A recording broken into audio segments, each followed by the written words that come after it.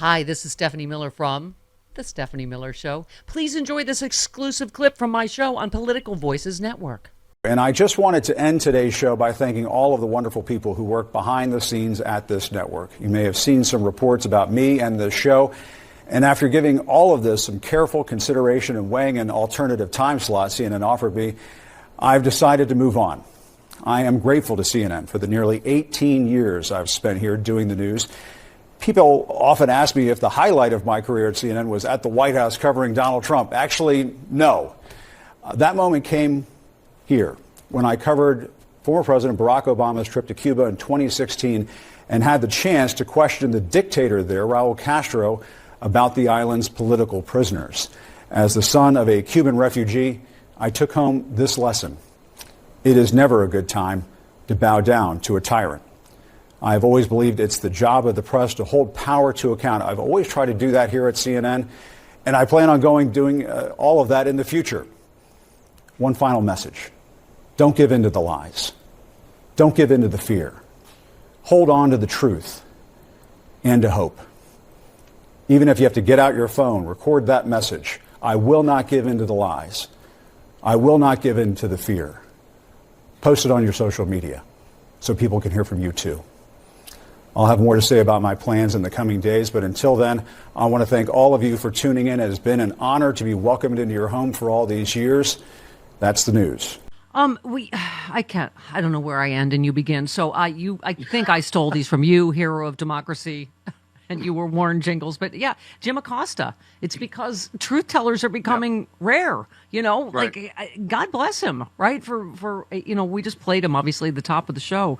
But, and you also, by the way, you retweeted Jay, who said most commonly used phrases this year, I told you so, and I tried to warn you. And you said, yes, your regular segment, you were warned. I mean, it's just going to be endless, right? Oh, yeah. Well, and Jim Acosta is one of the best of the best. And not only fantastic. is he a great journalist, but he's a hell of a nice guy. I just want to throw that in there too. He's really grounded and humble, and I've talked to him a couple of times. I haven't met him. He started following me last week, and I was like a fangirl. I was like, Donny Osmond noticed me. What?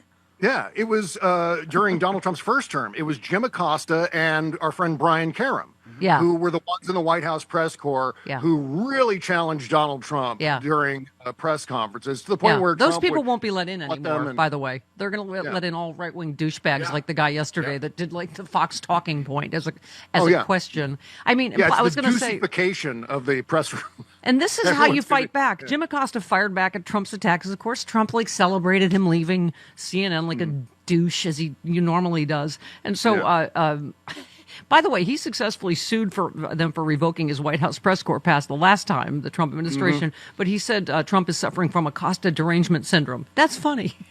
Yeah. Because that's like what Trump used to always say, right? Very true. Yeah. And little known fact about Brian Karem, he's like Mel Blanc. He's like the man of 1,000 voices. Backstage at Sexy Liberal. Yeah. Just was like one voice after another. He was doing Jack Nicholson. He was doing Ronald Reagan. He was doing Rodney Dangerfield. Wow. Multi-talented. Oh, that's funny. Oh my God. Yeah, he interviewed all of us. He's working on something. It's a documentary, but anyway, he's fantastic. So this one, let's end on a happy note. You 100% agreed with Chris Hayes, who said, feel deep in my bones that the backlash to all of this is going to be enormous. Not sure how it will manifest and when it will explode into view, but I'm confident it's coming. I mean, how can you possibly over this many people and it not? It's what we kept saying, Bob. They're hurting themselves. They voted for trying to hurt other people, and oh my God, look what's happening, right? Yeah. Well, 72 million people have Medicaid, and that's not just 72 million Democrats, liberals, whatever epithet you want to add to it, but it's also Republicans too, MAGA voters as well. So there are going to be a lot of people that are going to be screwed over by this guy, and the backlash is going to be enormous. I talk about it with John Fugelsang every week on his show. Yeah, just the enormity of what we're going to see is the wafer thin rays of sunshine in all of this that we can possibly get there. It's just that we need the Democrats to stand up and show some leadership here and not acquiesce, not capitulate to this guy every chance they get to use some fighting words here and give us something to rally around. And you and I were doing the idiocracy jokes last term, but it's going to get bigger and dumber and louder. every single day. It's going to be loud noises. I don't know what we're arguing about.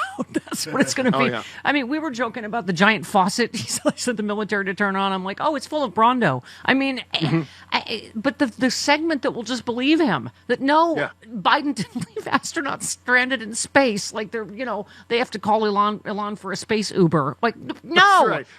Well, that's what they did in California. They didn't turn on the water. They just started spreading Brawndo all over the. And no, we didn't spend $50 million worth of condoms to Gaza. And first of all, I'm like going, since when do you care about Gaza? Trump's going to take care of that problem. There isn't going to be any more Gaza. Send everyone to Egypt and Jordan, and then they'll have condoms when they're ethnically cleansed from Gaza. That's exciting. When we're doing trans surgery on Gazans while eating their pets or something. Well, talk about you were warned, by the way. Oh, my God. Dearborn, Michigan. Yes. Oh, my God. Oh, my God. All right. Just saying. Bob, you are my tried to warn you. You are my superhero. Thank you for sharing your bodily fluids with me since show fluids. Thank you for sharing yours with me. Yeah. See how this works? You're welcome. Okay. I love you, Bob. See you next week. There you go. Love you, Bob. Oh, hi. I just finished, I'm going to say, an 11 billion mile bike ride. And thank God I happen to have this magic potion with me, ASEA, as seen on the Stephanie Miller Show.